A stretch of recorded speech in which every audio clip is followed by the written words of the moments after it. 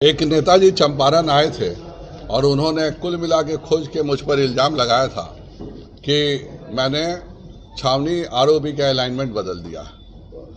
उसके पश्चात मैंने उन पर मानहानि का मुकदमा किया, तो उन्होंने उस मानहानि का मुकदमा में जवाब दिया और वो उनके द्वारा भेजा हुआ वकालतनामा यह है जिसमें वो कहते हैं कि if your client doctor Sanjay Jaiswal believes otherwise, he is at liberty to place relevant documents and evidence in public domain, including proof of action taken by him for completion of the flyover at the earliest. Transparency will only strengthen democracy. मतलब पारदर्शिता से ही जनतंत्र मजबूत होगा। तो उनकी बात को ध्यान में रखते हुए उन्होंने मुझ पे मुख्यतः दो आरोप लगाए। एक, छावनी पंप के कारण मैंने अलाइनमेंट बदल दिया, और दूसरा उन्होंने बेतिया मेयर के एक पत्र के आलोक में आरोप लगाया कि मैंने डीजल और पेट्रोल का नगर निगम में बहुत बड़ा घोटाला किया है, जबकि इसी वकालतनामा में वो लिखते हैं कि पेट्रोल पंप आपका नहीं और आपके भाई का है। दुनिया में ये इतने बड़े मूर्ख हैं कि अगर आप इंडियन ऑयल के वेबसाइट पे चले जाइए तो कोई भी एक सेकंड में जान सकता है कि पेट्रोल पंप किसका है। आज तक वो इतनी साधारण बात भी नहीं जान सके कि पेट्रोल पंप किसका है। कभी मेरा बात किया, कभी मेरे भाई का बात किया, जबकि दोनों गलत है। खैर, उससे मतलब नहीं है, मतलब इल्जाम से। जो अलाइनमेंट का इन्होंने आरोप मुझ पर लगाया, यह पूर्व मध्य रेलवे का पत्र है और इसमें साफ लिखा हुआ है, छावनी चौक बेतिया स्थित राष्ट्रीय राजमार्ग 28B नया 727 पर प्रस्तावित रोड ओवरब्रिज का संरक्षण अलाइनमेंट में कोई बदलाव नहीं किया गया। ये मैंने आरटीआई से मांगा और आरटीआई से मांगने के बाद ये लोग जिम्मेवार हैं। अगर इसमें कोई भी गलती है तो आप लोग भी खोज सकते हैं। उसके पश्चात अखिलेश जी, रेलवे ये रोड का कहाँ है? अखिलेश से मांगो, रोड का कहाँ है? दोनों आपने लगा दिया है उसी का। फिर मैंने, चूंकि नेशनल हाईवे और आप में से 90% लोग बेतिया में ही पैदा हुए होंगे और जब से जन्म लिए होंगे तब से बगहा इसी रोड से जाते होंगे। मुझे नहीं लगता है कि आप में से कोई बोलेगा कि इस सड़क का मार्ग परिवर्तित हो गया। यह अखिलेश जी सब में रेलवे ही का है।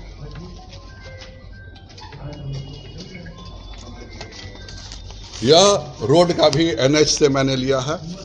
रोड में भी लिखता है, रोड का जो आरटीआई है, NH 28B के छावनी स्थित है आरओबी पहुंच पथ के निर्माण हेतु किसी प्रकार का भू अर्जन कार्य नहीं किया गया है, अर्थात अतः इसके मार्ग रेखन में परिवर्तन का प्रश्न ही नहीं उठता।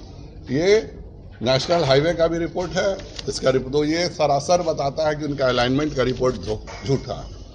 दूसरा, उन्होंने मुझ पर पेट्रोल चोरी का गरिमा देवी शिकारिया के नाम पे आरोप लगाया।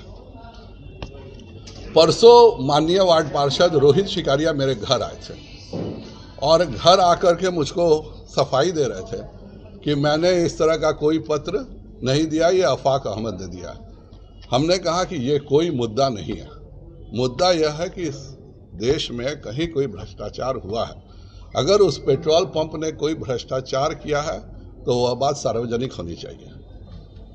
10 बार मुझको उन्होंने एक कागज दिखाना चाहा कि देखिए ये 15 गाड़ी का ये है और एक बहुत सीनियर आईएएस ने इसका रिपोर्ट किया है। मैंने कहा मैं नहीं देखूंगा, आप कृपया कर इसको नगर की बोर्ड की बैठक में रखिए, क्योंकि मैं 19 को भी मैंने लिख के दिया है और परसों भी मैंने लिख के दिया था कि अगर अब आप बैठक नहीं बुलाइएगा तो मैं आपके खिलाफ कार्रवाई करूंगा। फाइनली परसों बैठक हुई और जिस सीनियर आईएएस के रिपोर्ट पर 5 बार सशक्त समिति में लिखा गया कि पेट्रोल पंप पे भ्रष्टाचार है, वह यह सीनियर आईएएस का रिपोर्ट सशक्त समिति में डाला गया। अब यह भ्रष्टाचार क्या है यह भी जानिए। इसमें विजिट रिपोर्ट है। यह कोई सीनियर आईएएस तो नहीं होगा, पर नगर विकास आयुक्त का अपर सचिव अंडर सेक्रेटरी एक आईएएस का पोस्ट है, मुझको तो लगता है कि ज़्यादा चांस यही है कि ये प्रोमोटी आईएएस होगा, कोई मेरिट वाला आईएएस इस तरह का मूर्खता नहीं करेगा। लेकिन ये पूरा पत्र जो है ये मनोज कुमार अपर सचिव नगर विकास एवं आवास विभाग, जो कि अंडर सेक्रेटरी का पद होता है, और कल्पना कुमारी प्रोक्योरमेंट स्पेशलिस्ट, इन दोनों के द्वारा यह पत्र है 28 अगस्त 29 और 30 अगस्त 23 का। और तब से 5 बार बोर्ड की मीटिंग में जब पेट्रोल के बारे में जिक्र नहीं किया जाता है, पंप के भ्रष्टाचार का, न उस पंप पर एक बार लिख के दिया जाता है कि आपने कोई भ्रष्टाचार किया। केवल ये एक लेटर के आलोक में 5 बार सशक्त समिति लिखती है कि पंप पर भ्रष्टाचार हुआ है। ये पूरा क्या है ये भी पढ़ लीजिए, जो उसने विजिट रिपोर्ट है। विजिट रिपोर्ट है गरिमा देवी सिकारिया, महापौर नगर निगम बेतिया द्वारा प्राप्त पत्रांक NM 022-23-15, इसकी मैं कॉपी आप सबको बांट भी रहा हूं, के जांच के संबंध में महापौर नगर निगम बेतिया द्वारा निम्नलिखित 8 बिंदुओं पर प्रश्न उठाए गए हैं। जांचोपरांत बिंदुवार उत्पन्न निम्न है। अर्थात 8 प्रश्न गरिमा शिकारिया के द्वारा उठाए गए और 8 का जवाब निम्न है और 8 चीजों का जवाब दिया गया। अब इसमें सबसे मजेदार बात यह है मनोज कुमार जी की कि यह पटना से आते हैं 8 बिंदु पर जांच करने। 8 बिंदु पर वह जांच करते हैं और उसके बाद क्या करते हैं, अन्य, यह अन्य में विषय लेते हैं। इसका मतलब है कि यह किस तरह की साजिश है। पटना से कोई आता है, कोई भी जांच एजेंसी, उसको जितना जांच मिलता है वो जांच करके जाता है। जानबूझ के अन्य में लिया गया। पहला तो मेरा आरोप यह है कि यह बेतिया मेयर और मनोज कुमार दोनों ने मिलकर जानबूझ के कि अब 8 में तो कोई मतलब नहीं है, जो पाथेय कंपनी के साथ डीलिंग होनी थी मेयर की हो गई होगी, इसीलिए पाथेय कंपनी को अब निर्दोष साबित करना मेयर की मजबूरी थी और ये मनोज कुमार की मजबूरी थी। तो इसलिए ये 9वां अन्य लिया गया। अन्य में आरोप क्या लगाया जाता है ये भी सुन लीजिए। इसके अतिरिक्त जार, जांच को लिखा होगा, जार के दौरान यह पाया गया है कि निगम द्वारा 15 गाड़ी, इतना बड़ा घोटाला है, सोच लीजिए, 15 गाड़ियों के फ्यूल डीजल के एवज में जो भुगतान major Saroj and sons services को किया जा रहा है, इसका जीएसटी बिल उपलब्ध नहीं है। बिना जीएसटी बिल के ही भुगतान अब तक किया जा रहा है। या आप सब देख सकते हैं कि एक अंडर सेक्रेटरी जो आईएएस लेवल का पद होता है, और रोहित शिकारिया परसों हमको बता रहा था कि बहुत सीनियर आईएएस हैं और उन्होंने इस पंप के बारे में कमेंट लिखा और उसके कारण ये 1.5 साल तक लगातार हर मीटिंग में भ्रष्टाचार की बात करते रहे। जीएसटी बिल नहीं दिया गया है 15 गाड़ियों का। बाकी गाड़ियों का क्या दिया गया है? इस देश में पेट्रोल डीजल पर जीएसटी है ही नहीं। यह बात क्या, ये आईएएस अफसर अगर नहीं जानता है तो इसको गधा भी कहना गलत होगा। आप एक साधारण आदमी से पूछ लीजिए, इस देश में सभी चीजों पे जीएसटी लगता है, पेट्रोल डीजल पर जीएसटी नहीं लगता है।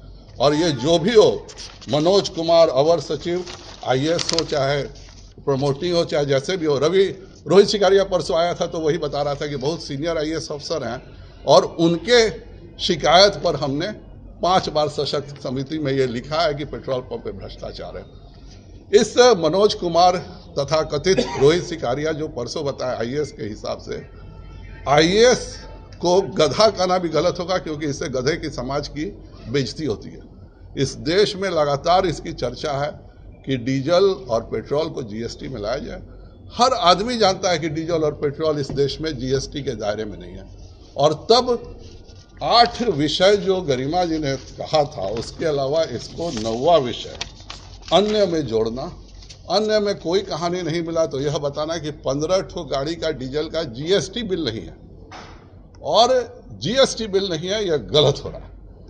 और इसको लेकर के इतना बड़ा इल्जाम मेरे ऊपर लगाना, जबकि मेरा यह पेट्रोल पंप भी नहीं और जिसका भी पंप है उसको बारे में भी इन लोगों को पता नहीं है।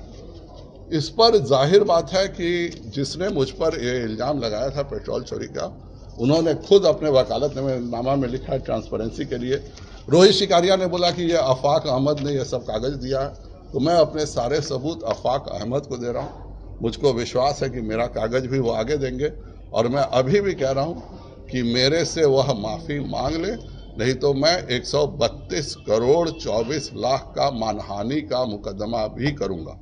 मैंने उन पर पहले ही क्रिमिनल केस किया है, और मुझको पूरा विश्वास है कि जो ये पेट्रोल पंप की जो मालकिन है, क्योंकि आज तक इन लोगों को पता भी नहीं है कौन है, वह निश्चित तौर पर सशक्त स्थायी समिति पर 100 करोड़ के मानहानि का भी मुकदमा करेंगी, क्योंकि यह कहना कि डीजल पर आपने जीएसटी क्यों नहीं जमा किया और 15 गाड़ी पर, यह सरासर बताता है। और परसों आके रोहित शिकारिया 1 घंटा तक मुझको ब्लैकमेल किया है कि यह कागज रखा जाएगा तो बहुत बड़ा बवाल होगा। मैंने कहा मुझे कोई मतलब नहीं है, तुम कागज रखो, अगर पेट्रोल पंप ने गलत किया है तो उस पर सजा होनी चाहिए। और कुल मिला के परसों की बैठक में यही कागज है, आप सबको मैं दे रहा हूं। मैं हर जगह पे पोस्ट भी कर रहा हूं, और मैं जो इन्होंने कहा कि आफाक अहमद ने 5 बार के मीटिंग का कागज दिया है, तो मैं आफाक जी को भी बाकायदा अभी व्हाट्सएप कर रहा हूं कि वो जिससे चाहे जांच करा लें, और अगर उनके दोनों आरोप गलत हैं तो वह माफ़ी मांगे, नहीं तो क्रिमिनल केस तो मैंने किया ही है, मैं मानहानि का भी मुकदमा करूंगा। क्या लगता है धन्यवाद। निगम भी प्रशांत किशोर को फंडिंग कर रहा होगा भ्रष्टाचार के? मैं अभी इस पर आज मैं अपनी बातों को रखने के लिए आया हूं। मैं वैसा नेता नहीं हूं कि अगर आपसे कोई प्रश्न पूछा जाए तो वह प्रश्न को कोना में फेंक करके दूसरों पर इल्जाम लगाए। आज का प्रेस कॉन्फ्रेंस मुझ पर जो 2 इल्जाम लगे थे, उन दोनों इल्जाम का जवाब है। इसकी सभी प्रतिलिपियां, जिसको 2 साल से छिपाया गया है कि एक सीनियर आईएएस ने घोटाला का आरोप पंप पे लगाया था, उसकी भी प्रति परसों जब फाइनली रखी गई है सशक्त समिति में, तो यह प्रति मैं आप सबको समर्पित कर रहा हूं। रेलवे का भी और हाईवे का भी आरटीआई आपको कर रहा हूं। आज का मेरा दिन मेरे सवालों के पारदर्शिता पूर्वक जवाब देने का है, और यही मैं उम्मीद करता हूं कि जिसने मुझ पर इल्जाम लगाया है वह भी मेरे 7 सवाल का जवाब इसी प्रकार पारदर्शिता पूर्ण दे। बहुत बहुत धन्यवाद। निश्चित तौर पर यह साजिश है, और यह मेयर और यह तथाकथित आईएएस अफसर मनोज कुमार की मिली भगत है, क्योंकि पटना से अगर कोई जांच जिन बिंदुओं पर आती है उन्हीं बिंदुओं पर जांच होती है, और इस तरह से अन्य में लिखना अपने आप में एक साजिश का इशारा तो है ही, और साथ में इस आईएएस को किसने बनाया मुझको ये भी जानना है। मैं निश्चित तौर पर इसके आदमी के खिलाफ चीफ सेक्रेटरी को, भारत सरकार के डीओपीटी को और महामहिम राष्ट्रपति महोदया को लिखूंगा।